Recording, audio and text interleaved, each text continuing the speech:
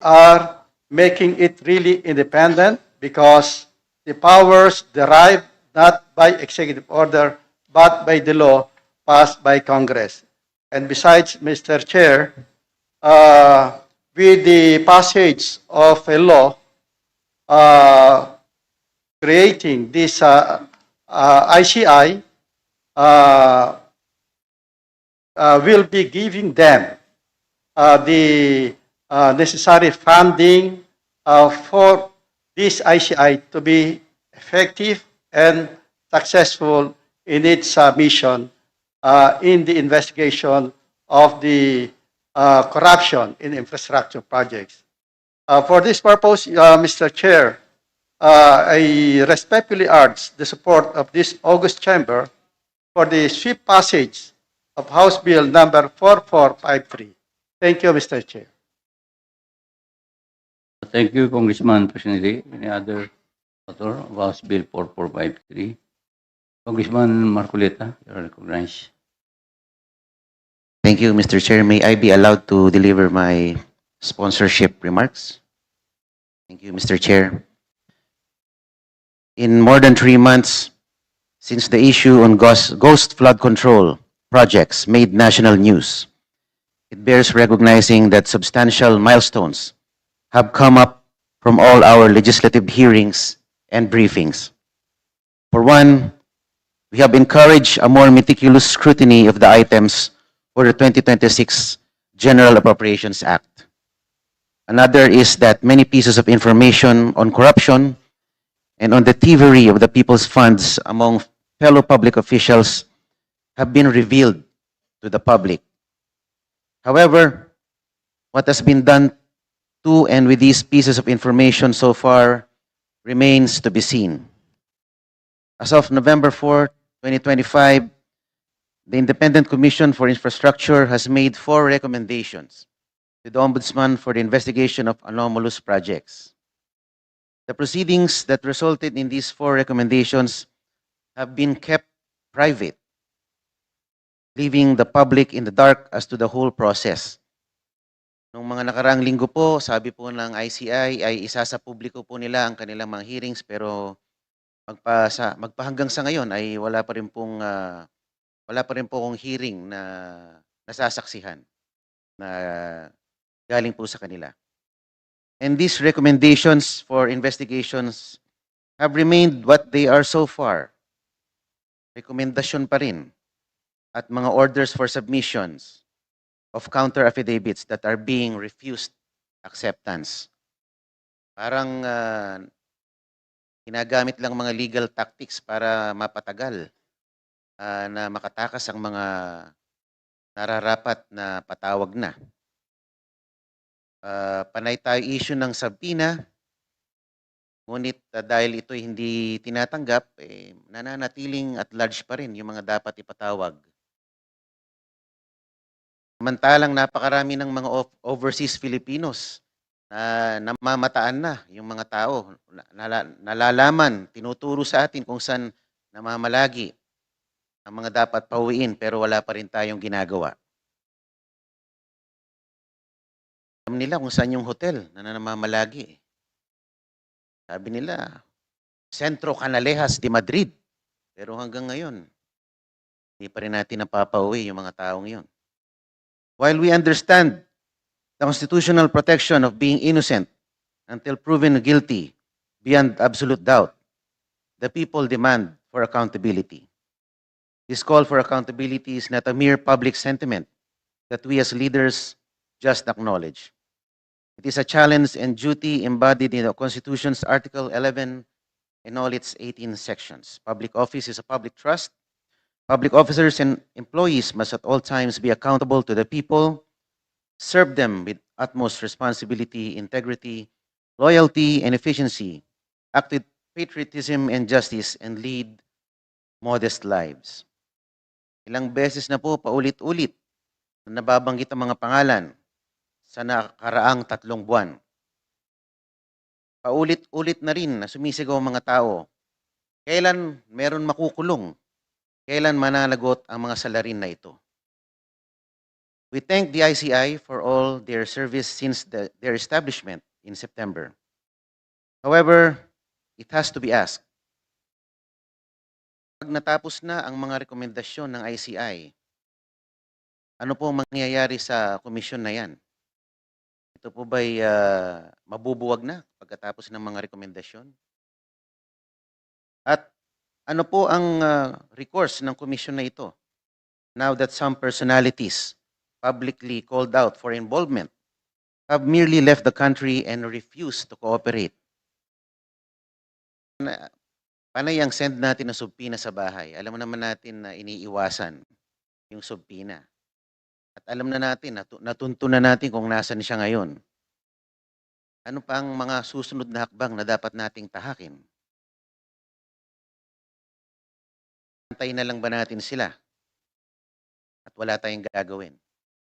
Continuity and reliability as well as the power to enforce compliance with the legal procedure are just some of the many needs House Bill number 4453 seeks to address in the institutional fight against infrastructure corruption. We have to beat the allegations that the responsibility for justice has befallen upon the will of some people instead of emanating from the people. Ibalik natin sa tao ang kapangyarihan ng hustisya at integridad. Sabi nila, baka naman nawe-weaponize lang itong komisyon ito para habulin ng mga kalaban. Mga investigasyon napupunta raw sa Davao.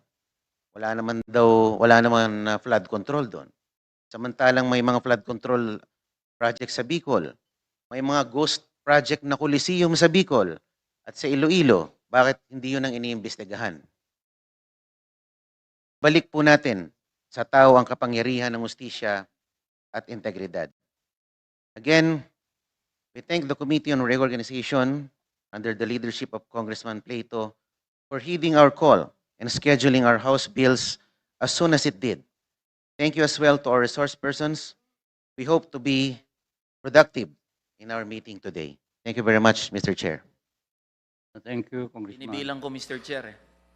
106 days na po ang nakalipas mula nang nagsona ang Pangulong Bongbong Marcos. 84 days mula ng unang Blue Ribbon hearing. At 61 days mula nang nabuo ang Independent Commission for Infrastructure. Sa lagpas 3 buwan na lumipas, wala pa rin nakukulong. Wala pa rin napapanagot. Totoo po, Mr. Chair, na hindi dapat madaliin ang mga proseso. Dapat matiyak na matibay at walang lusot ang sino mang masasampahan ng kaso patungkol sa flood control scandal. Pero hindi rin dapat ito maging dahilan para maging napakakupad ng paggulong ng hustisya at halos wala nang mapanagot sa greatest corruption scandal in recent history. Mr. Chair, mga kasama, sa nagdaang bagyong Tino at Uwan, 219 po ang naitalang namatay. 6.5 million ang bilang ng mga apektadong Pilipino at nasa 337 million pesos ang halaga ng pinsala sa kabuhayan at infrastruktura. Nakakapagod man po itanong, pero ilan pa ba ang dapat mamatay? Ilang bahay pang dapat malubog? Ilang sakahan pa ang dapat na masira para makuha ng mga manggagawa at ordinaryong Pilipino ang hustisya? Sa totoo lang, hindi naman po dapat tayo pumili kung dapat bang bilisan o matiyak na may masasampahan ng kaso at makukulong. Dapat pagsamahin po yun. Dapat mabilis at tiyak na may gugulong na ulo kahit sino pa yan. Ang sitwasyon po ngayon ay hindi lang tumatawag sa simpleng hiya o konsensya. Ang kailangan po natin dito, pananagutan. At mangyayari ang pananagutan kapag binigay natin ang lahat ng kapangyarihang kailangan ng Independent Commission for Infrastructure. Mula ho sa pagiging inutil ng ICI, patayuin natin ang ICI sa kanyang mga paa. Mula sa kawalang kapangyarihan, bigyan nating pangil ang ICI. Kaya po ang aming panawagan, isabatas sa pinakamabilis at pinaka-epektibong paraan ang House Bill number 4453. Let us provide the Independent Commission for Infrastructure all the legal arsenal it needs para po mahabol at mapanagot ang lahat ng sangkot dito sa flood control anomaly. Yun lang po, maraming salamat po, Mr. Chair. Thank you, Congressman San Fernando.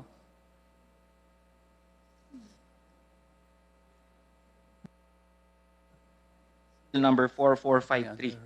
Let us provide the independent commission for Thank you to all the authors of House Bill 4453 for your insightful perspective on the bill. And I recognize Congressman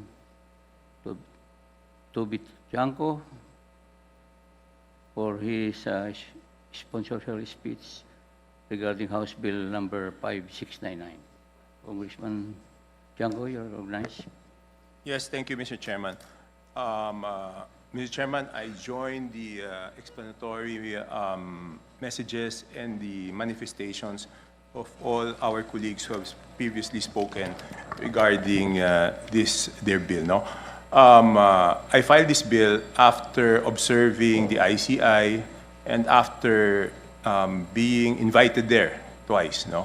So doon sa pag-imbita po sa akin, nakita ko po yung mga kailangan lang po there.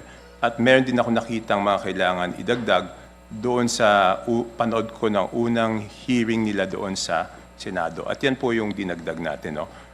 Unang-una dito, yung 3 miyembro, instead na 3, pinadagdagan po natin ng 2 pa, yung representative ng academe at representative ng NGO. What I forgot to indicate in my bill, which I hope the chairman and our colleagues will consider, is yung 3 present members, the chairman, who is former Associate Justice of the Supreme Court, Andres Reyes, former DPWH Secretary Babe Singson, and country managing partner of SGB, Ma'am Rosana Fajardo. We have a holdover capacity, no? Kasi nasimulan na nila yung investigasyon. So sana naman, pag gumawa tayo ng bill, hindi ko ito nasama dito, na silang 3 ay may holdover capacity. At dadagdag na lang dito is yung representative ng academe at saka representative ng NGO. No? Nakita rin natin na minsan, tulad na nabanggit ng ating mga kasamahan, binabaliwala po yung sabpina ng ICI. Kaya minumukahi po natin na bigyan sila ng power of direct or indirect contempt. No? Nakita rin natin na yung ibang mga gusto nilang imbestigahan ay lumisan at umalis sa ating bansa. So binigyan natin sila, minumukahi natin na bigyan sila ng kapangyarihan na mag-file ng hold departure order. No? At syempre, nakita rin natin na yung iba ay inilalabas yung kanilang mga assets. So binibigyan natin sila ng kapangyarihan to sequester and to attach monies and properties. No? At ito po, liliwanagin ko po, ito po ay hindi duplication ng trabaho ng Ombudsman o DOJ, kung hindi, tulong sa kanilang kapangyarihan. Noong pong hearing ng Senate, nakita ko rin po na humihiling sila ng exemption from criminal and civil liability. So ito po ay idinagdag natin sa minumungkahi po nating batas. No? So yun lang po, Mr. Chairman. So sana po itong mga batas na ito ay mapasa sa lalong madaling panahon dahil tulad po ng sinasabi po ng ating mga kasamahan dito, medyo naiinip na po yung ating mga kababayan at kahit po magsumikap yung ICI, sila po ay nahahadlangan doon sa kakulangan ng kanilang powers. So pag binigyan po natin sila ng mas maraming powers, inaasahan po natin na mas mapapabilis yung kanilang investigasyon. Yun lang po, Mr. Chairman, colleagues, maraming salamat po. Thank you, Congressman Toby Chanco, author of House Bill number 5699, for your insight and initiative in establishing the Independent Commission Against Infrastructure Corruption. Now let us hear the insights and comments from our esteemed resource persons. May I call the Executive Director of ICI, Attorney Brian Osaka, please. Good afternoon, Chair. Good afternoon. With your permission. The Independent Commission for Infrastructure, or ICI, extends its sincere gratitude to the chairperson of the Committee on Government Reorganization, Honorable Salvador Plato, and to the members of the committee. We are grateful for the opportunity to share our insights and perspectives on House Bills 4453 and 5699. At only 57 days old, the Commission is still a young institution, wherein it started from scratch. One that is faced with the daunting task of validating close to 238,000 infrastructure projects. In a time of deep public distrust, much is expected from a commission tasked with investigating projects which have drained billions in public funds and exposed systemic weakness in our government. We believe that given the gravity of this undertaking, the proposed investigative body tasked to examine these projects must be vested with expanded powers, so it can bring those responsible for the anomalous flood control projects to justice with swiftness and certainty that the Filipino people rightfully demand. The Commission therefore supports the intent of both House bills to strengthen the proposed body, particularly through provisions granting the power to cite persons in contempt, issue whole departure orders, recover and sequester assets, prohibit restraining orders, and exempt the proposed Commission and its members from liability in the performance of their duties. The Commission also takes this opportunity to recommend additional powers that could further enhance the effectiveness and efficiency of the proposed Commission. These additional powers are discussed in the position paper submitted by the ICI to the Honorable Committee. Our shared goal is clear: to ensure that the proposed Commission is fully empowered to deliver its mandate and ultimately to recover what was taken from the Filipino people. Maraming salamat po. Mr. Chair, just a query, please.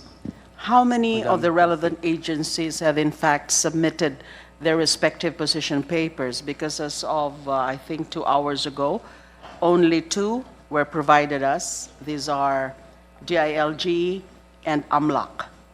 So I was actually looking forward to the position paper from ICI, especially from ICI, and also from DOJ, because I have certain legal questions that wish to clarify from both agencies. So I really want to see already the position papers of both agencies. Especially, I'm curious about the mention of additional powers being recommended, and where we appreciate the fact that generally the ICI supports both bills, and insofar as certain powers are being granted to this independent commission.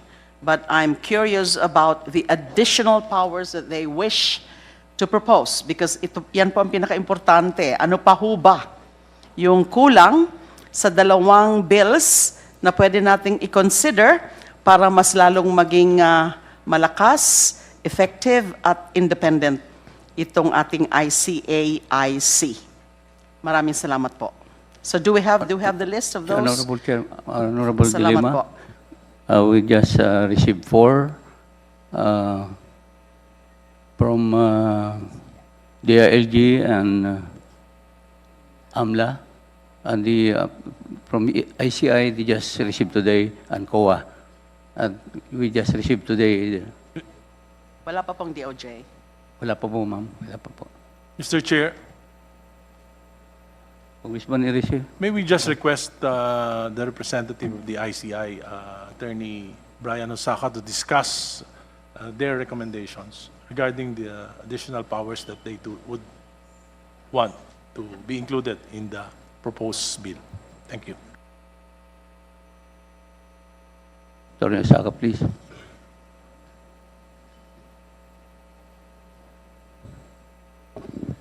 With the permission of the Chair, Yeah. may I go over the submission Okay. of the ICI?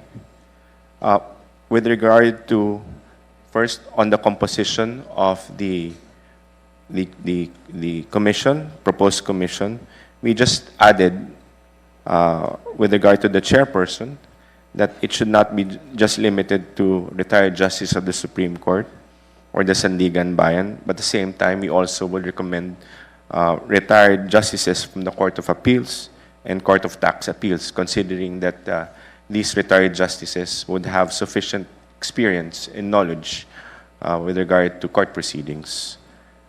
We also added in paragraph number 2, with regard to the licensed civil engineer, we added architect just so as to expand the choice for the commission.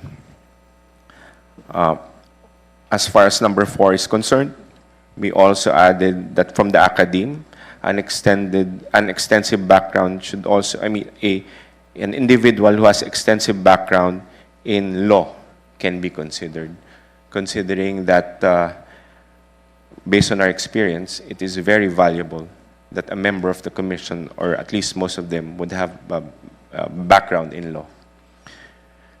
Now, number 5, a representative from the reputable NGO. We just added that which has the primary purpose and or expertise on disaster risk and management. All right.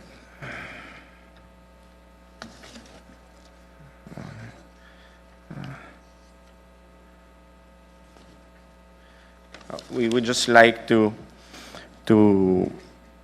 highlight the need for preliminary measures on asset preservation, wherein we stated in our recommendation that the Commission observes that House Bill number 5699 provides the ICAIC with the power of recovering and sequestering assets accumulated by persons involved in the flood control. We believe that this authority in power is very, very important. Now, lastly, exemption from liability. The Commission observes that House Bill number 5699 provides for an exemption clause, and this is indeed very important too, considering that in fact we parrot, and we also would recommend Section 5, wherein it says that exemption from criminal and civil liability, that no criminal and civil action shall lie against the Commission or any member thereof for anything done or omitted in the discharge of the task contemplated to this Act. We also would like to add a prohibition against restraining orders and injunctions, similar to Section 4 of RA number 8975, wherein it should state that no court except the Supreme Court shall issue any temporary restraining order, preliminary injunction, or preliminary mandatory injunction against the Commission, its members, and the Secretariat with respect to any matter or act with the Commission's mandate, including the conduct of any hearing or proceedings, the pursuit of investigation, and the filing and handling of criminal administrative cases.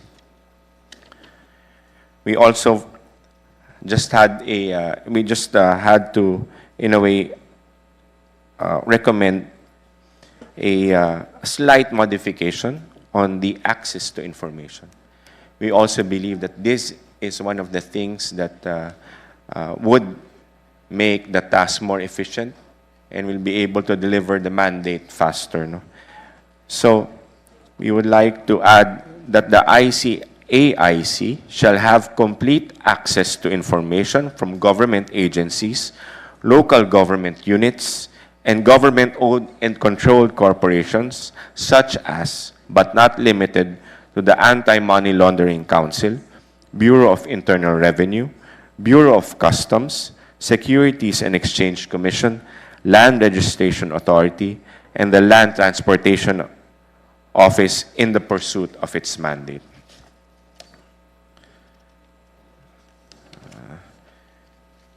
The Commission would also like to add the power to issue closure or revocation. The Commission respectfully recommends that the ICAIC be granted the power to issue closure or revocation of registration of establishments, which are found to be responsible for anomalous infrastructure projects.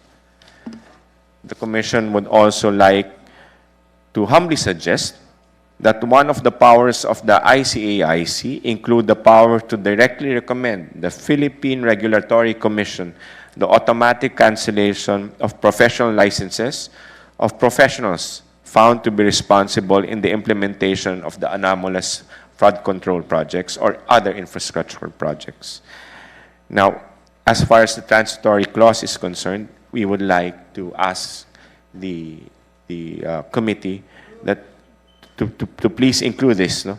That the Commission highly recommends that the adoption of a transitory clause which would transition the current ICI into the establishment of the new ICAIC.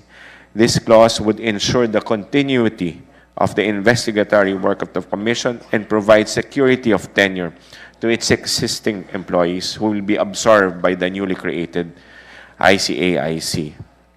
This is similar to Section 35 of RA number 11966, which is an act providing for the Public-Private Partnership Code of the Philippines.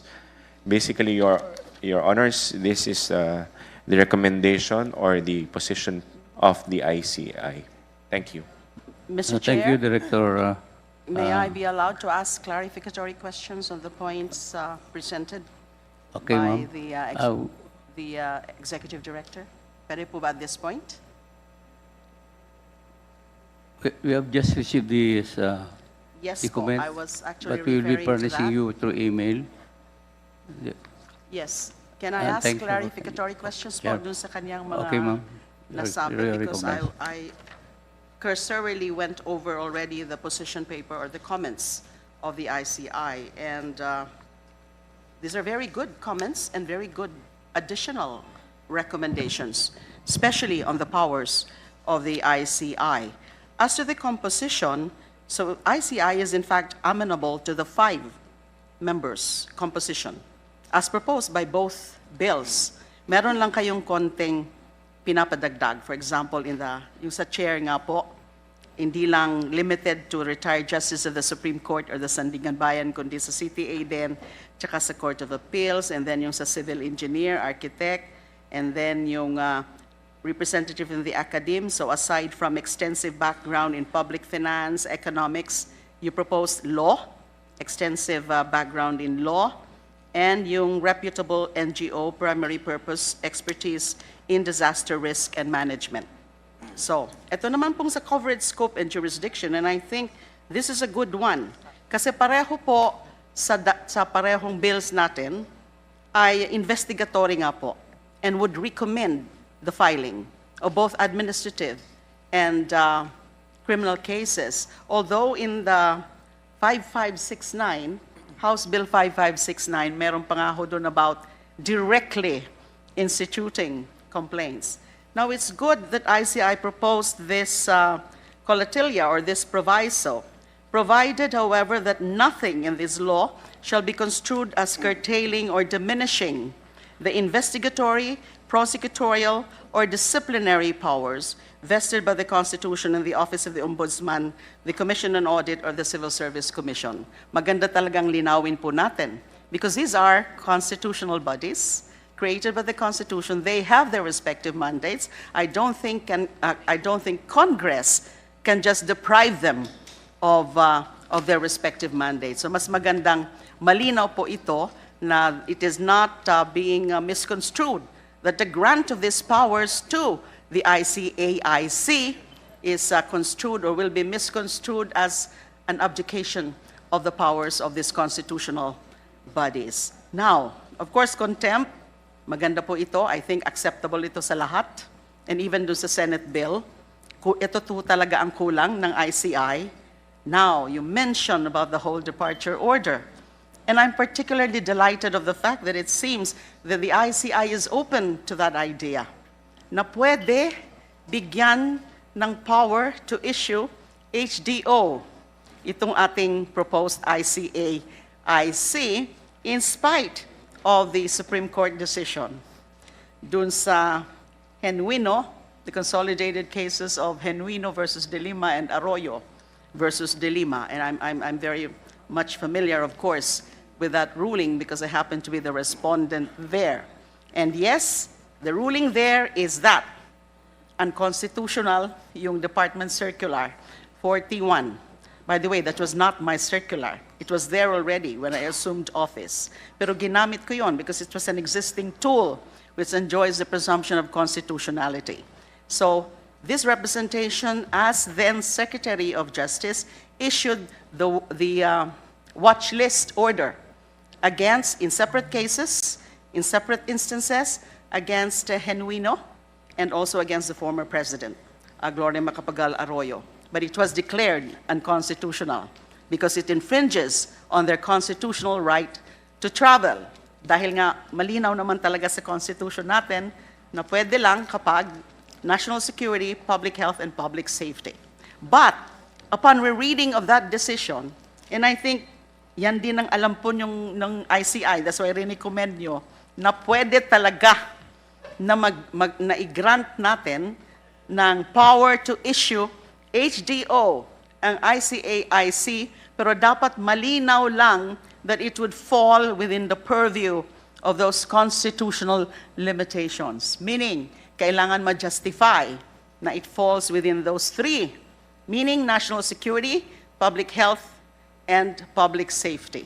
Siguro po, we can very much argue that itong usapin ngayon dito sa massive corruption na ito ay merong national security aspect.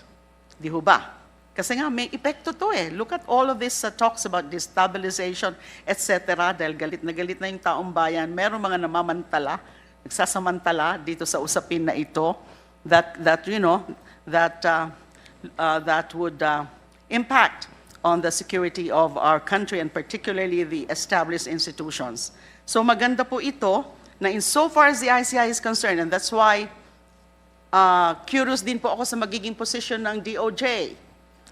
Would they agree also that pwede nating bigyan ng power to issue HDO? But I'm glad that the ICI is open to that idea of granting HDO powers to the ICAIC. And syempre, yung asset preservation, nandun po yun sa 5699, and it's good that it is being supported by ICI. Of course, the exemption from criminal and civil liability, the prohibition against restraining orders and injunctions, pareho po yan dun sa bills namin. Wala ho dapat ibang korte nang makapag-issue ng restraining order against the ICAIC except the Supreme Court. Kasi can you imagine the effect on the pending investigations if anyone can just secure TRO from any court? So maganda po ito na mga suggestion, yung mga comments nyo, and also your other suggestions, including the power to issue closure or revocation of registration of establishments which are responsible, or which are found to be responsible for anomalous infrastructure projects. Pero meron naman siguro hong kailangan din siguro na there should be some kind of a summary proceedings before we can order closure. And then the transitory clause. You are recommending, the ICI is recommending, that there should be injected a transitory clause which would transition the current ICI into the establishment of the new ICAIC para merong continuity. Hindi pwedeng masayang lang yung nagiging trabaho ngayon ng ICI. So the next question there is about the membership or the composition of the ICAIC. Kasi meron na ngang 3 members, current members of the ICI. Now, kung mag-hold over capacity sila, in transition sila, the 3 current members now, the distinguished members of the ICI, can Congress now consider absorbing them or retaining them as members of the new ICAIC kung maisabatas na po itong bills na ito? So that should be subject, of course, to discussion, and of course, the power to appoint the members of the ICAIC would remain to be a presidential prerogative. So that's all, Thank Mr. you. Chair, for now.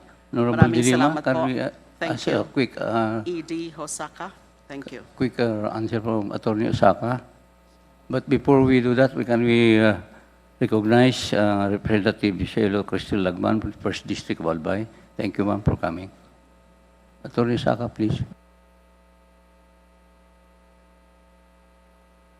A brief reply to what Honorable De Lima has just said. I think the Honorable Congresswoman De Lima is asking with regard to transitory clause, the transitory clause. I think that was a comment only, Chair. Am I supposed to address I think the... Thank you. Mr. Chair, may I just Anyway, also- I suggest to our members to give time for our resource persons. Can we finish the first? Just one question Before we to- continue with the discussion. Mr. Chair, just one question to Attorney Okay, Hosaka. last. Yes, under Section 2, under Section 3 of the proposed bill, 4453, the Commission shall exist for a period of 2 years. But according to Attorney Hosaka, they will be investigating 235,000 infrastructure projects. And it sounds that he is thinking of a more permanent institution. So may you just comment on Section 3 of the proposed Bill 4453, which gives 2 years, only 2 years period for the commission.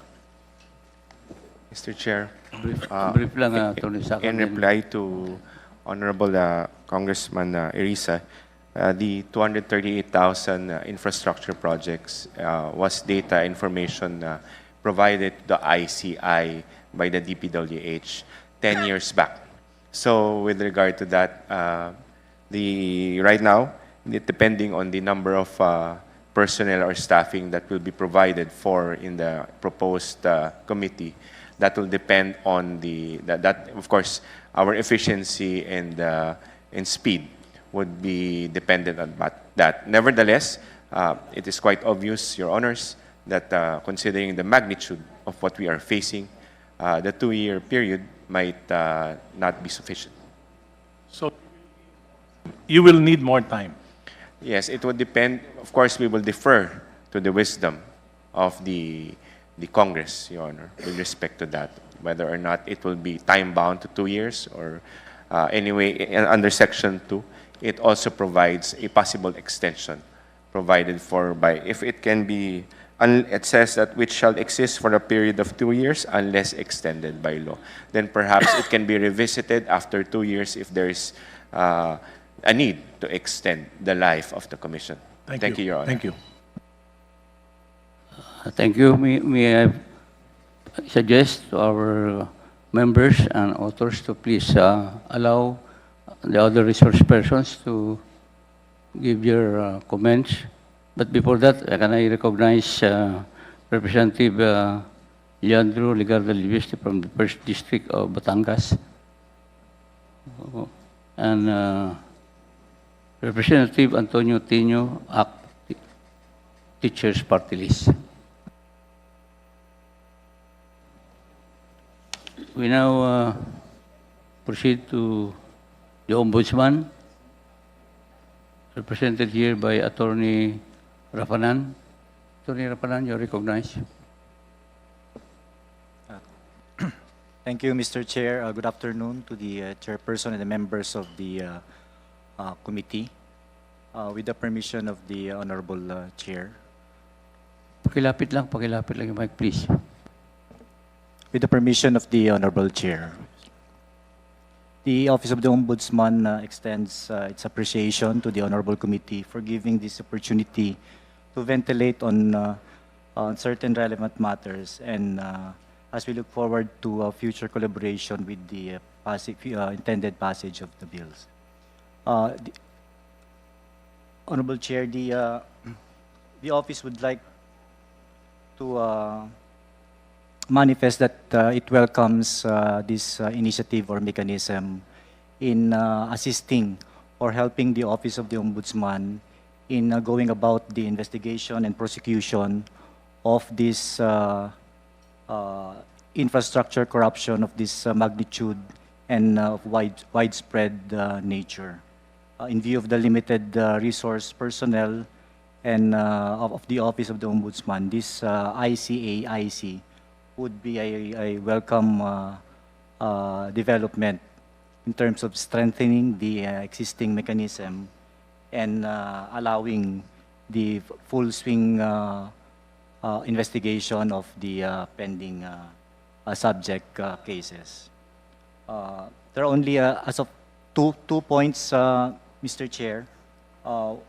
One point is the granting the power of the Commission the authority to directly file a complaint. The Office of the Ombudsman recommends that if the Commission finds it complete in terms of the substantial elements and other requirements of a complaint, the Commission may as well be empowered in filing, in directly filing an administrative complaint or a criminal complaint or even a civil forfeiture complaint for purposes of administrative adjudication, preliminary investigation, or preliminary examination akin to preliminary investigation, respectively.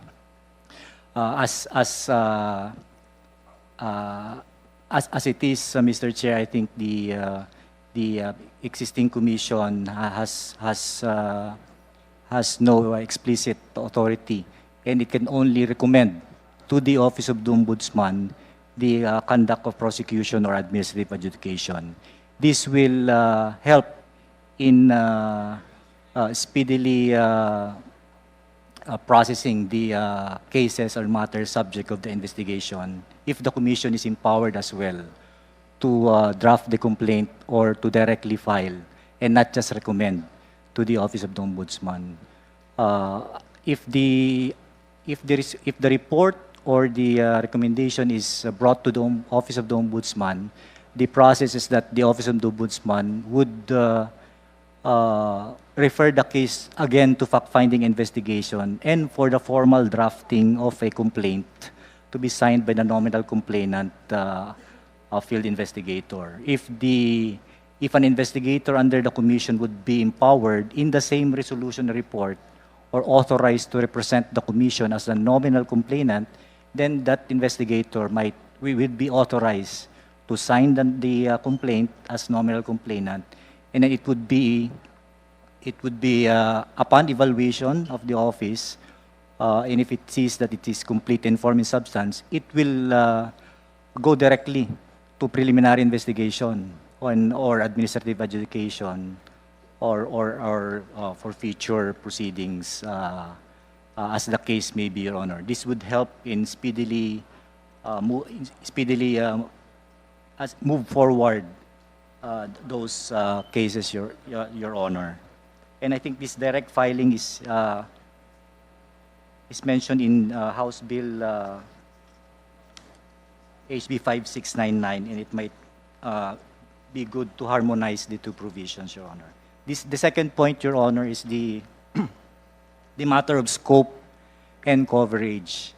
The Honorable Representative De Lima recognized a while ago the constitutional mandate of the constitutional agencies, such as the Office of the Ombudsman.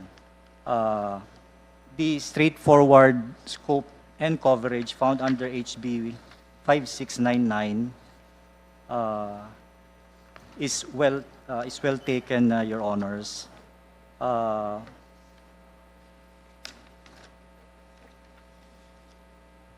As to HB 4453,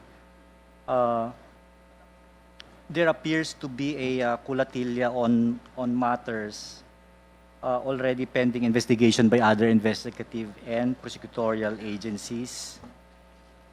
And the Office of the Ombudsman respectfully manifests that this expanded scope or coverage on such detail might pose Attorney Rapanan, please, pakilapit lang yung mic, hindi namin marinig dito, please. Yes, Your Honor.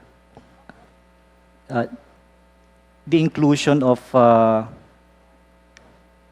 referral clause, Your Honor, under the second paragraph of Section 6 HB 4453 might pose operational challenges and create further delay in terms of the cases already being investigated by the Office of the Ombudsman if this pending matter would still be referred to the ICA-IC. It is in a scenario of parallel investigation and complementarity of fact-finding that where it is best seen to effectively aid in moving the cases forward. After all, the result of the ICA-IC investigation would eventually be referred to the Office of the Ombudsman for further administrative adjudication and preliminary investigation. The Ombudsman does not support such clause insofar as it creates another layer of those cases already being handled by the Office of the Ombudsman.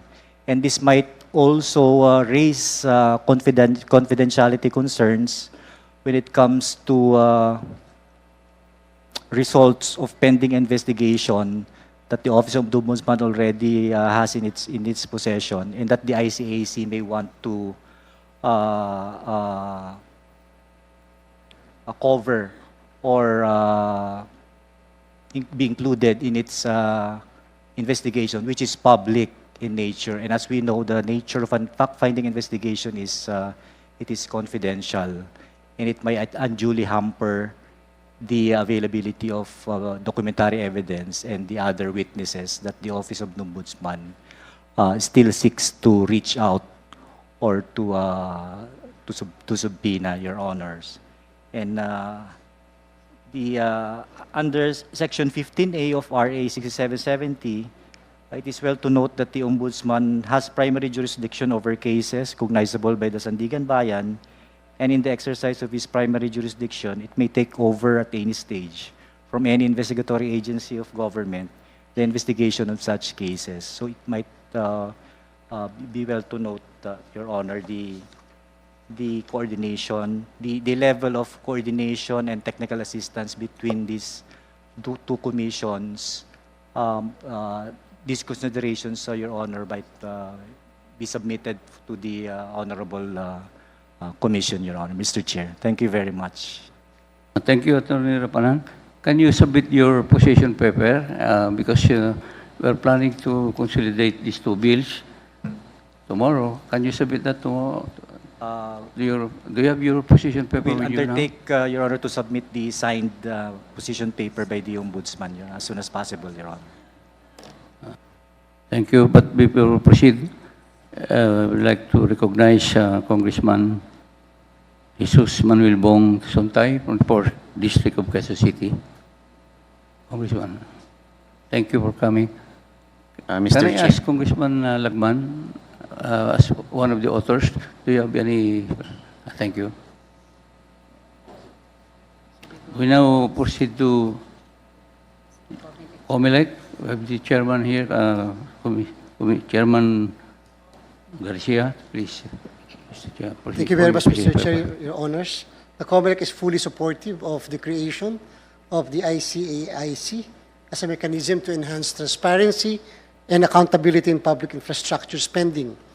We propose clarificatory language in House Bill number 4453 and House Bill 5699 that limits COMELEC's involvement to election-related offenses and maintains its exclusive jurisdiction under the Constitution and the Omnibus Election Code. We recommend a memorandum of understanding between the COMELEC and ICA-IC for information sharing and case referral without surrender of authority to comply with the prevailing privacy laws and limitations on data sharing. We suggest respectfully that the term designate in Section 10 of House Bill 4453 be amended to may designate subject to COMELEC approval to respect agency's discretion and resource limitation. As far as we are concerned, we are fully supportive, Mr. Chair, so long as this will not infringe on constitutionally guaranteed power of a constitutionally created agency such as the Commissioner election. Thank you so much, Mr. Chair, Your Honors. Thank you, Chairman George Garcia, for that recommendation. Mr. Chair, May I request Mr. Chair. to submit your position paper, Chairman George? Just a parliamentary Congressman, inquiry, Mark, Mr. Chair. you recognize. Opo, since it's the Office of the President who created the ICI, at alam na po natin na ang pagbalangkas ng batas ay medyo matagal. Yung gestation period po ng pagpasa ng batas ay matagal. Just thinking out loud, Mr. Chair, naisip ko, ito pong mga proposed additional powers ng ICI na galing po kay Director Hosaka ay magaganda po. Maaari po ba natin i-augment yung power ng ICI habang nagbabalangkas tayo ng batas? I-augment ang powers ng ICI through another EO habang iniintay natin itong pagpasa ng batas na ito, itong ICAIC. Naisip ko lang po, baka kung magtatagal ang paggawa ng batas na to, baka pwede naman susugan through another EO para palakasin ang kapangyarihan ng existing ICI. Yun lamang po, Mr. Chair. Quick reply, please, Attorney Osaka. Just quick reply. Your Honor, it is up to the Office of the President if and when it is actually legally possible to augment the powers of the ICI, in particular to dovetail with what we have suggested, because in our suggestion, that is a legislative policy determination.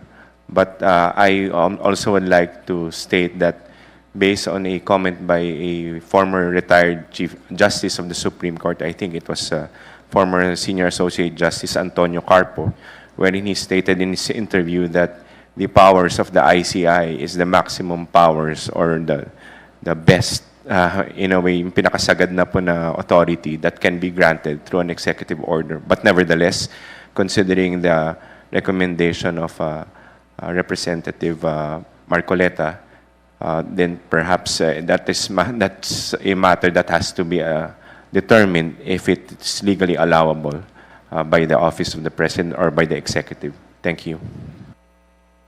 Mr. Chairman, Congressman Enrique. yeah, that's why we are enacting a proposal, because the Office of the President cannot grant coercive powers to the ICI. This is the very reason why we are actually enacting a law. And to abbreviate the proceedings, may I suggest, if we just consider the statements of the representatives from the different departments as their official position paper, as their official position in the discussion of this ICIAI. Thank you. Thank you, Congressman Enrique. Sunod po naman ay sa Anti-Money Laundering Council. We have Attorney Teo here, the Deputy Director. You are recognized. Saan ba?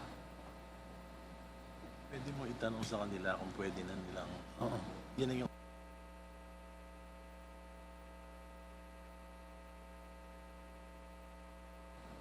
Any representative from AMLA, please? Kala ko mayroon dito. Wala.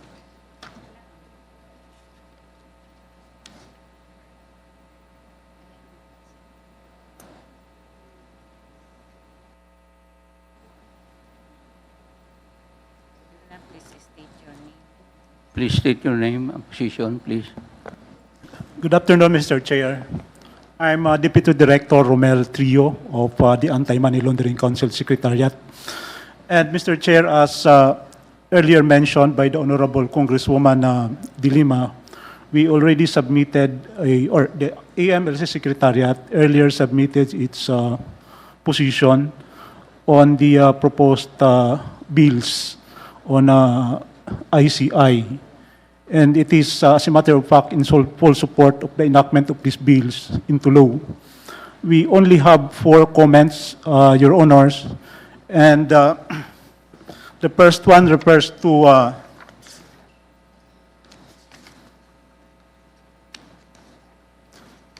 Section 5.2 of House Bill number 4453, insofar as it authorizes the or empowers the ICI in securing information or documents from other agencies of the government. So our recommendation, Your Honor, is the inclusion of a proviso in Section 5.2 of the House Bill that would make that bill in harmony with the relevant provision of Republic Act 9160, also known as the Anti-Money Laundering Act of 2001. It's actually, Your Honor, expressed in the letter that we submitted to the Honorable Committee last week. The second one, Your Honor, is the suggestion about the empowerment of the ICAIC to conduct inquiry into deposits or investments covered by laws on secrecy on deposits and investment. Similar, Your Honor, to the power or authority of the AMLC to conduct inquiry into these deposits and investments.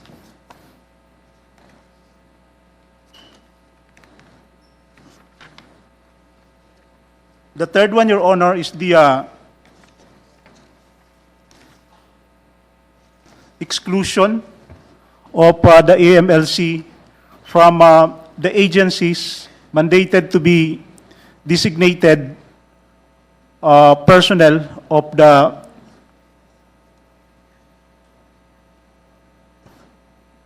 Commission, Your Honor. And our suggestion, Your Honor, is premised on the operational independence required by the standard promulgated by the Financial Action Task Force on Anti-Money Laundering in countering the financing of terrorism.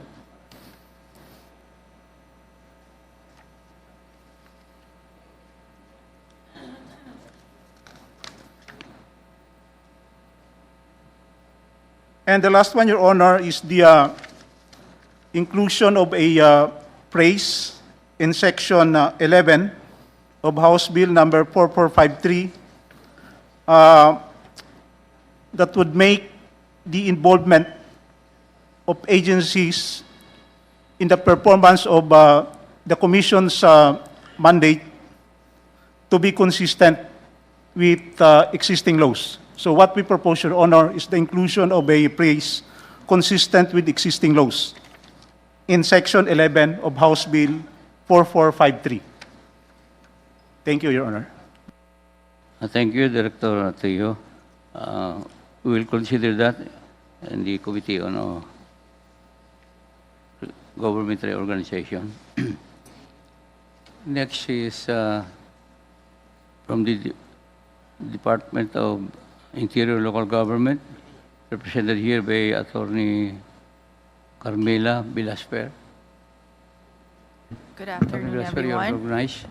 Good afternoon, everyone. I am Attorney Carmela Villasfer from the Legal Services of the DILG.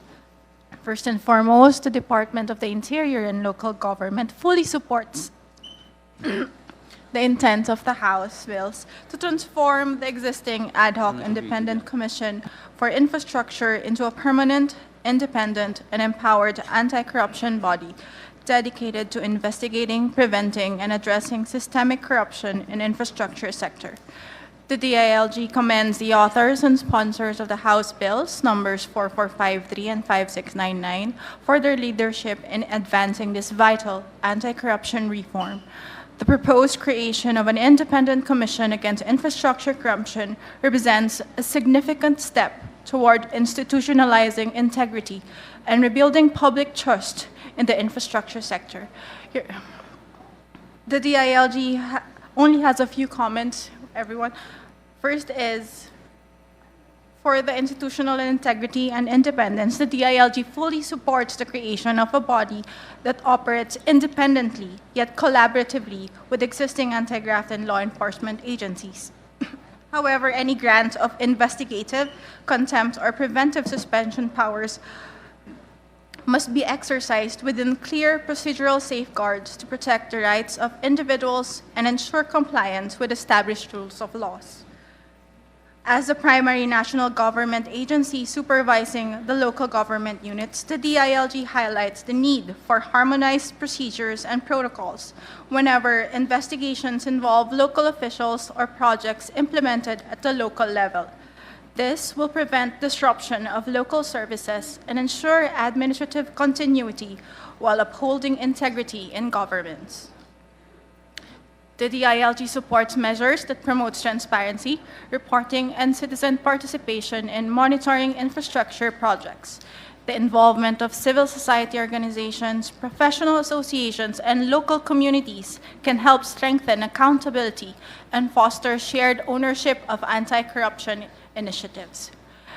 The department respectfully conveys its general message of support for the passage of a harmonized version of the measure, one that ensures strong investigatory powers, transparent operations, and full respect for due process and local autonomy. Thank you.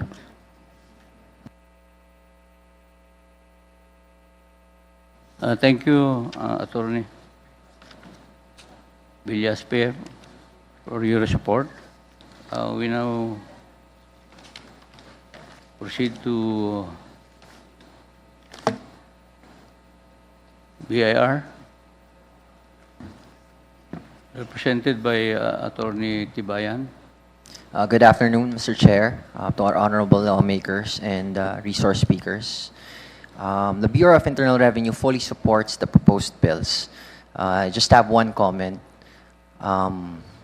If the committee would consider the Bureau of Internal Revenue to be part of the agencies to support this proposed commission, I respectfully suggest the addition of a provision whereby the ICAIC will be, or any request for information made by the ICAIC will be exempt from Section 270 of the National Internal Revenue Code of 1997 as amended. Section 270 of the tax code pertains to the non-divulgence of information, whereby revenue personnel may be charged by fine or imprisonment if they violate this provision. Now, based on my experience or with my correspondence with other government agencies and other government bodies, this provision has been a cause for difficulty in requesting for information regarding taxpayers, most particularly information in their tax returns and other filings. So an exemption would help the body request information from us. Thank you, Mr. Chair. Meron na ba kayong position paper submitted? We will submit, Mr. Chair, this week.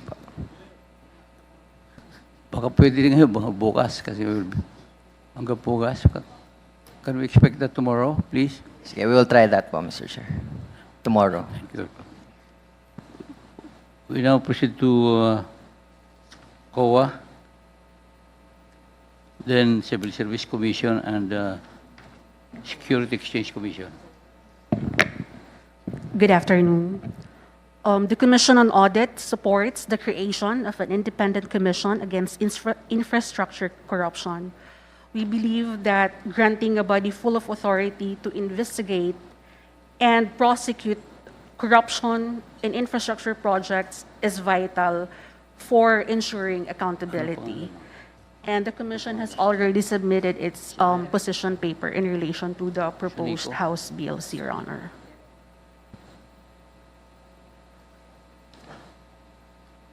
Director Sunico, thank you. Next is the Civil Service Commission, represented here by Attorney Poronda. Good afternoon, Your Honor. Good afternoon to the members of this honorable committee. The Civil Service Commission is still in the process of finalizing our comments, but we will be submitting them as soon as they are ready po. But preliminarily, the CSC supports the fact that the ICA-IC should have a sufficient personnel complement in order for it to be able to carry out its mandate. And we have also read some provisions, particularly in House Bill 4453, Section 10. We would like to suggest that the use of the term designate be revisited, because what may have been referred to under this section is the personnel movement of detail, because they have actually different ramifications and consequences. We do agree that the ICAC may undertake personal movements of secondment and hiring of contractual workers to beef up their staff complement. We also suggest that there will be timelines in the conduct of the investigations, considering the limited time span of the independent committee. The Civil Service Commission also hears and decides administrative cases, and it would be facilitative if the results of the investigations of the committee, when submitted to us, there would be complaints already, and that there will be nominal complainants already. So, because the Civil Service Commission has no fact-finding office, unlike the Office of the Ombudsman. We also support the fact that the independent commission should have extensive powers. And may I just mention that in similar independent commissions, for example, in Hong Kong, sufficient powers are really given to these independent commissions, including the power of surveillance and to intercept, let me check, telecommunications. They can also examine bank documents. That would be all for the CSC in the meantime, Mr. Chair. Thank you. Thank you, Attorney Poronda. Next is from the Security Exchange Commission, represented by Attorney Goson. Attorney Goson, please. Attorney Santiago, Mr. Chair. Good afternoon. Yes, Mr. Chair, good afternoon. On behalf of Chairperson Francis Lim, we would like to thank the committee for inviting the Securities and Exchange Commission. We fully support the overall objective of the bill in addressing the persistent reports of corruption in the infrastructure projects of our country. Preliminarily, we would like to manifest that the SEC is already in close coordination with the ICC with regard to the submission of the corporate records of corporations upon the request of ICI. And we are also attending the coordination meetings with other relevant government agencies with the ICI. As regards the proposed legislative measures, we would like to manifest that we will be submitting our position paper to formalize the Commission's comments on the proposed legislative measures as soon as it is signed by our principals. Nevertheless, we stand ready to provide the committee with the necessary assistance. Thank you, Mr. Chair. Thank you, Attorney Santiago. Next is from DPWH, represented here by Yusek Torgano, Undersecretary for Legal Services. Yusek Torgano, please. Thank you, Mr. Chair, Honorable Chair, and to the honorable members of this committee. We thank you, sir, for inviting us to this deliberation of House Bills 4453 and 5699. Sir, on behalf of the department and the secretary, we would like to express our full support to these legislative measures, sir, as we believe that these measures is a timely initiative to restore public confidence, to strengthen oversight, and to ensure that every peso allocated shall be used for its intended purpose. Sir, we commit to submit our position paper, the signed position paper of the Secretary, as soon as possible, sir. Thank you. Thank you. Baka po pwede bukas sana. Because we are planning to consolidate all of this and prepare draft for a substitute bill. Next is Philippine Contractors Accreditation Board, represented here by the Acting Executive Director, Engineer Ritome. Good afternoon, Mr. Chair and members of the committee. In behalf of the Office of the Executive Director of the Philippine Contractors Accreditation Board, we are fully support the creation of this Independent Commission Against Infrastructure Corruption Bill. Thank you. Salamat. Susunod po yung Government Procurement Policy Board, represented here by Mr. Jemar Baring. Mr. Baring, please. Good afternoon, Mr. Chair. Good afternoon, everyone. As for our initial comment, we support the passage of the proposed House Bill seek to establish the Independent Commission Against Infrastructure Corruption. We are one with this honorable committee, the government and the public in fight against corruption. With the recent passage of RA 12009, or the new Government Procurement Act, and subsequent issuance of its implementing rules and regulations, several anti-corruptive measures have been institutionalized. However, the role of the GPPB under this law is limited only in setting strategic direction and making policy decisions regarding all matters affecting public procurement. In this regard, for Section 5, Subparagraph 9 of House Bill number 4453, we respectfully recommend excluding the GPPB from the agencies that the Commission will refer their verified complaints and reports for purposes of administrative sanctions, as the GPPB doesn't have adjudicatory, investigative, and enforcement powers. That's all, Mr. Chair. We are committed to submit our signed position paper as soon as possible. Thank you. Salamat. Susunod po yung Philippine Institute of Certified Accountants. We have here the National President, Mr. Sir Victores. Good afternoon, and thank you very much, Mr. Chair, for inviting the Institute to be a resource person to this hearing. In principle, the PICPA, Philippine Institute of Certified Public Accountants, and I would say representing the profession in general, is fully supportive of initiatives to curb and address corruption issues in our country.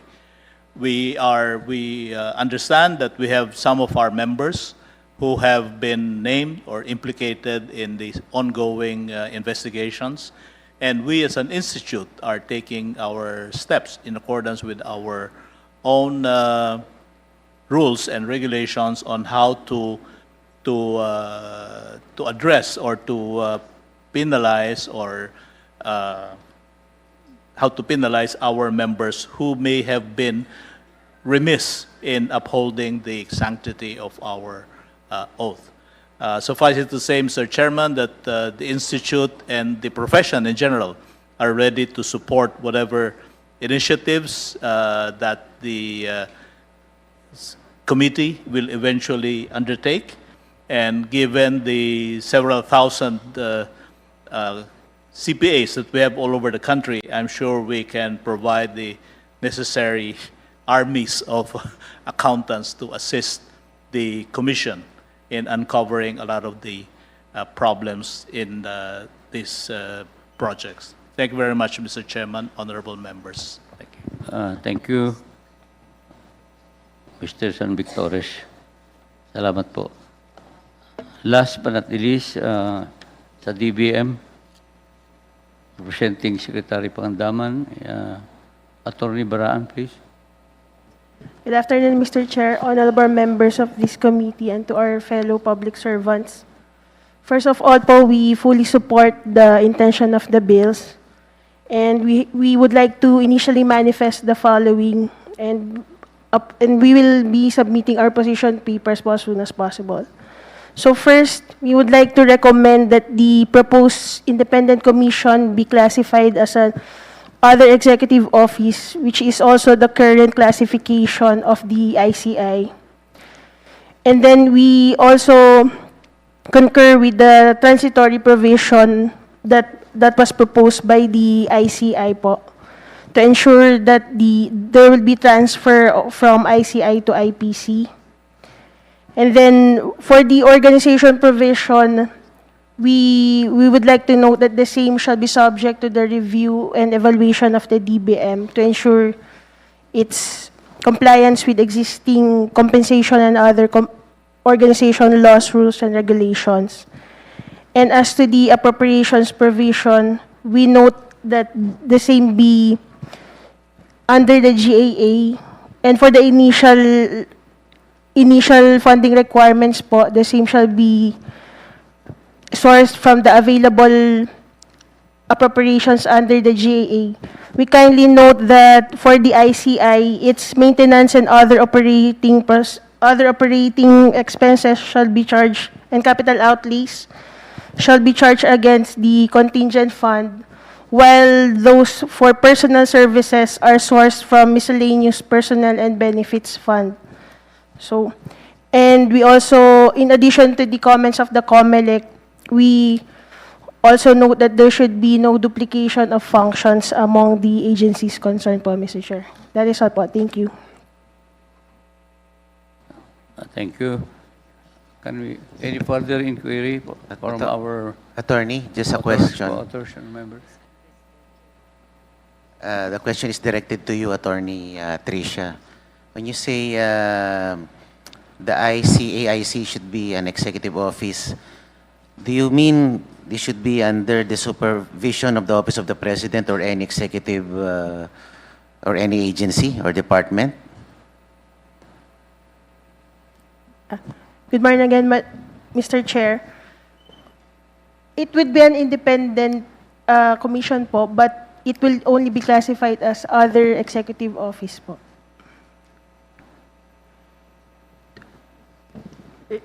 Just a follow-up question. Wala na ho bang ibang classification yan? Except as other executive office? Because, we're trying to create here what is to be perceived or should be perceived as an independent office. Independent from the President, the Office of the President. Kaya nga, tinutulak namin ito, not to be a presidential creation. So kung dun pa lang sa classification niya, executive office na uli, will that be, baka naman meron pa. Can you try to also look into your, whatever is that? I mean, yung mga classification of certain offices. Of course, this is not a constitutional office. This is not a legislative office or a judicial office.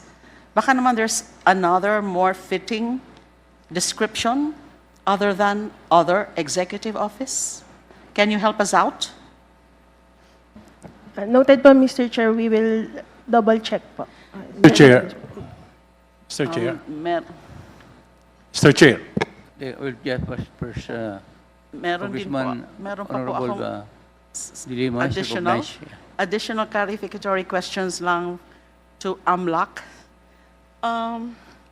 Well, I'm pleased to learn from your statement earlier, and I think sa ano nyo, sa position paper, that you have no objection whatsoever into the ICAIC directly inquiring into bank accounts.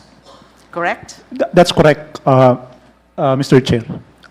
Your Honor. With or without need of assistance from AMLAC. Yes, Your Honor. So we confirm that. You Yes, Your confirm Honor. that. Yes. That is your position. Ang pinaka ano lang nyo ho dito is with respect to your own. Meron ho kayong parang qualification eh. Let me see. The AMLAC position. The power, Your Honor, that we propose to be granted to ICAIC would be without prejudice to the authority of the AMLC to conduct bank inquiry in support of the Commission, Your Honor. So ICAIC can be given the power to directly inquire into bank accounts without the need to request the assistance of the AMLAC. Yun po ang ano nyo. That's correct, Your Honor. So that is good to know. Yung kanina rin po na sinasabi nyo, and I think there's also the concern of few other agencies here, tungkol po sa Section 10 of HB 4453. And this is also the concern, I think, of COMELEC, if I'm not mistaken, and also of BIR, yung designation of agency officials and hiring of personnel. That is also the concern of Civil Service Commission. I'm not sure what is wrong with that. That we ask these various offices, the National Prosecution Service, the NBI, the PNP, the Ombudsman, the COA, the AMLAC, and the COMELEC to designate such number of lawyers, investigators, auditors, and officials as may be required by the Commission to render full-time service to the Commission. Ano po bang, what is questionable about that? Because AMLAC, in your position paper, is referring to, na this would run counter to certain FATF recommendations. You are referring to FIUs being supposedly operationally independent and autonomous. And when you say FIUs, these are the financial investigation units, correct? It's actually called, Your Honor, Financial Intelligence Unit, Of which is financial the AMLC in case of intelligence Philippines. units. But the FIUs are not the only components of AMLAC, correct? The AMLC, Your Honor, that is the FIU of the Philippines. And our operation, Your Honor, is principally guided by the Anti-Money Laundering Act of 2001 that is essentially, in turn, premised upon the FATF standard on countering, on anti-money laundering and countering the financing of terrorism. Your stated position is that the proposed mandatory designation of AMLAC personnel to the ICAIC would directly run counter to the FATF and Egmont Group requirements.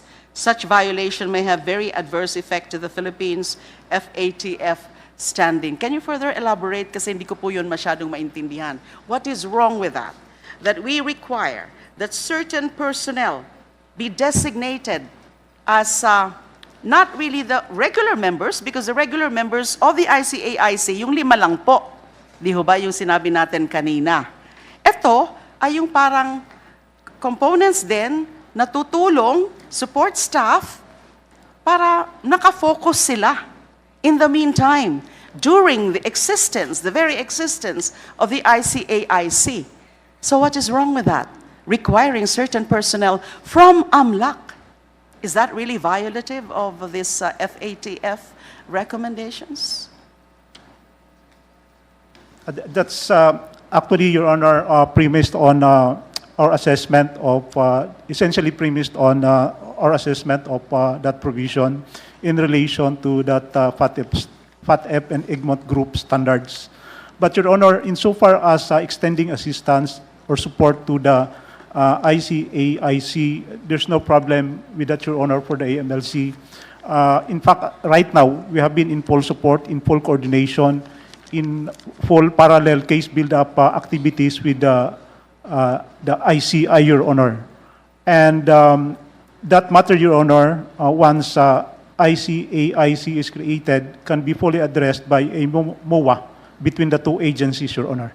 Yes, although ito po kasing Section 10, ang idea namin dito is that in the meantime, during the term itself of the ICAIC, habang nandyan at hindi pa tapos yung kanyang trabaho, either within the the 2-year term, or as may be extended if necessary, ay mag-render sana ng full-time service to the Commission itong mga representatives na ito from these bodies that I mentioned.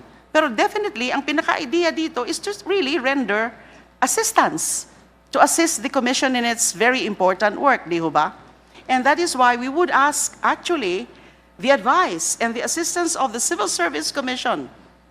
Kasi yes, this is essentially the detailing of personnel, but during the term, the lifetime of the ICAIC, full-time sila in the meantime para makafocus. I don't think there is any fundamental problem with that. That would not infringe on any constitutional provision, I think. Di ho ba? Yung sa operationalization na lang siguro, pursuant to civil service regulations. So kailangan ho ng tulong namin from the CSC.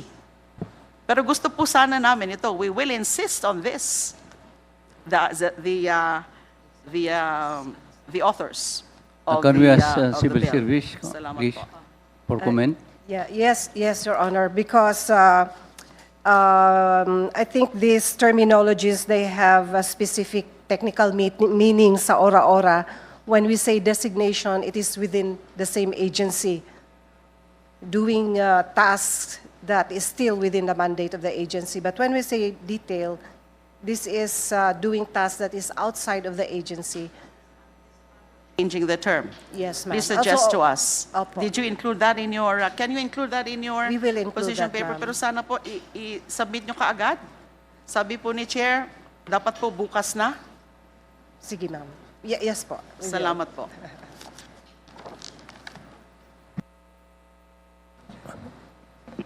Mr. Chair, Congressman Erice.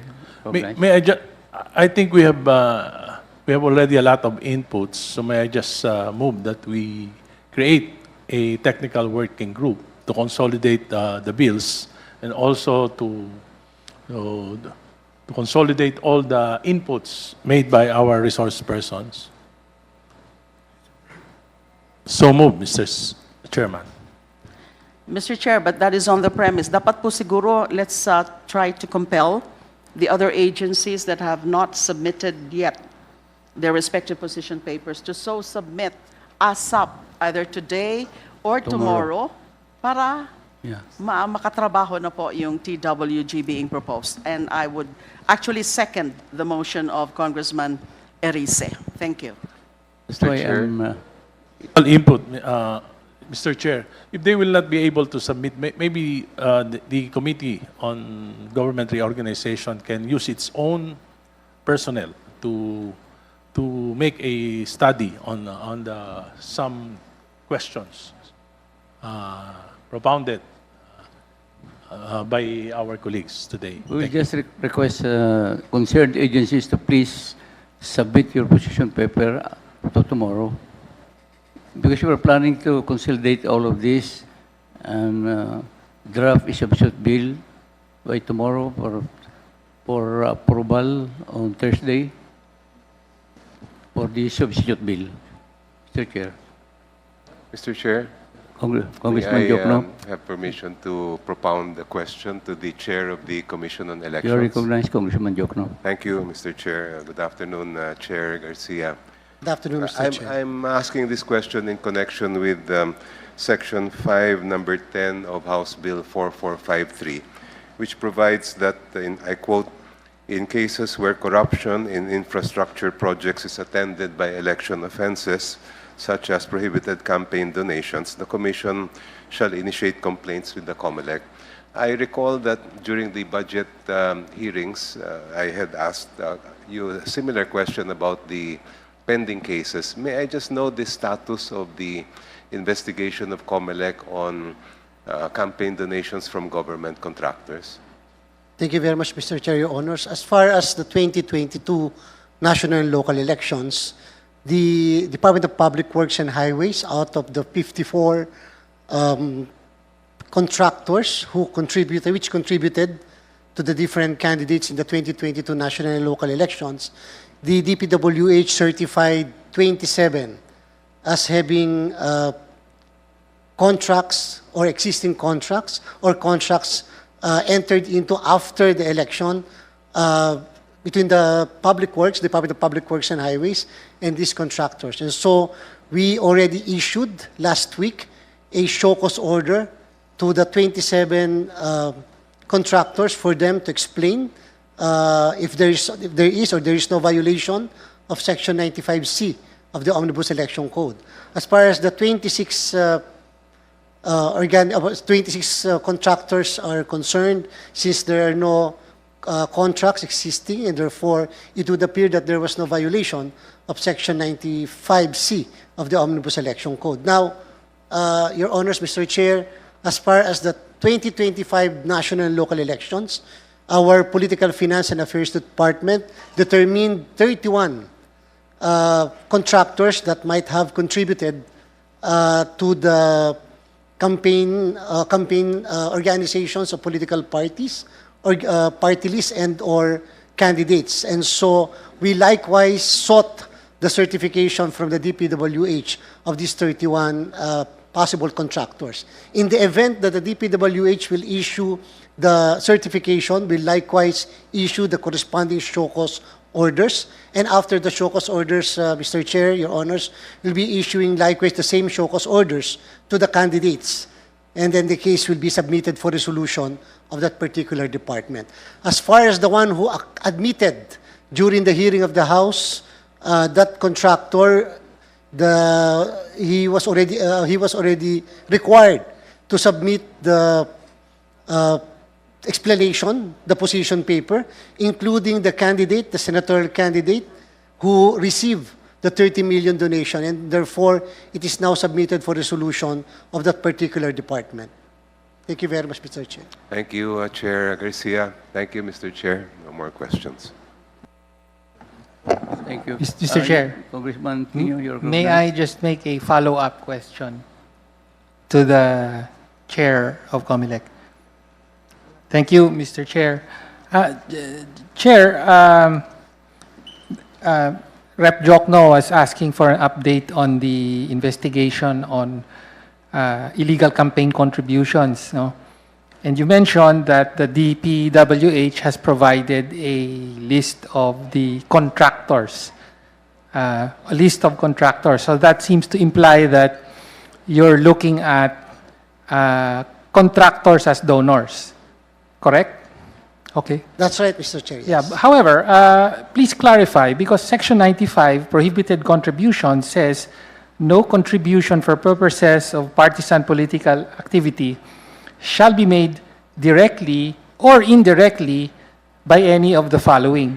So, yung listahan ng contractors, that seems to apply to the direct contributions by contractors. But how does the Chair or the COMELEC look at the indirect contributions? Ibig sabihin, the contributions may not have been made directly by government contractors. However, those are still prohibited. Hindi po ba?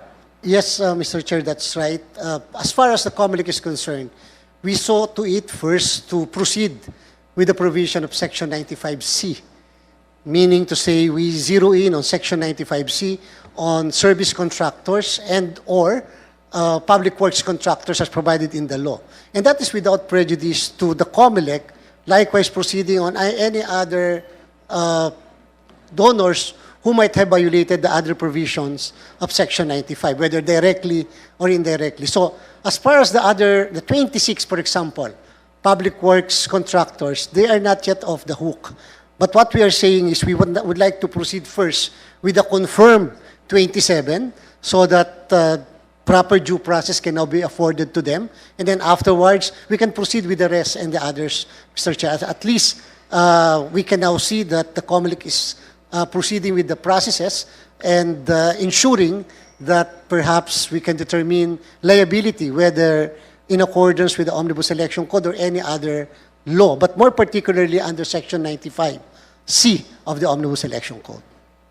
Well, thank you for the update and clarification, Mr. Chair. Ako naman, pinapaalala ko lang na ang pinagbabawal hindi lang yung direktang contractor na nag-contribute, syempre may mga iba mas maybe are more sophisticated regarding their campaign contribution. So hindi idadaan ng contractor nung donor sa contracting entity mismo, kundi Technical Working Group. Any second motion? It has been moved and seconded that we create a technical working group and we'll be appointing a chairman. I would suggest one of the vice chair, Congressman Amante, to be the chair. He should be a member of the hindi po pwede yung mga authors eh.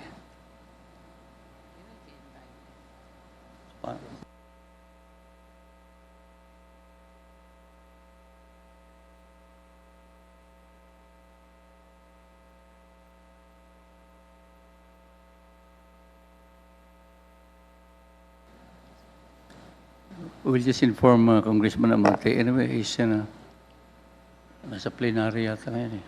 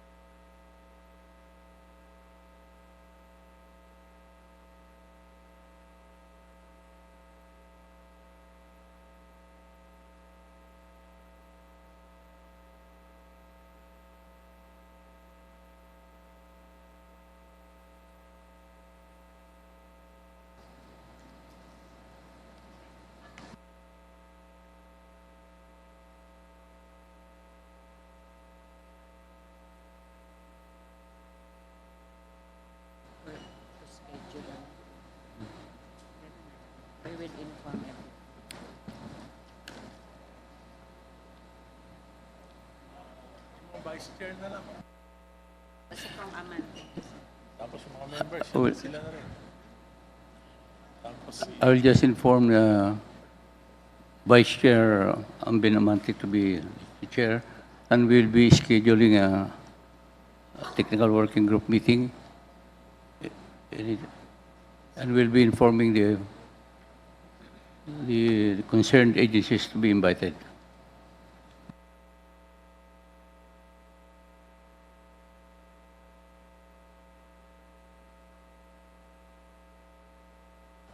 Any other motion, remarks? I move to adjourn, Mr. Chair. Thank you. There are no further matters. The meeting is hereby adjourned. Thank you. Thank you very much for everyone.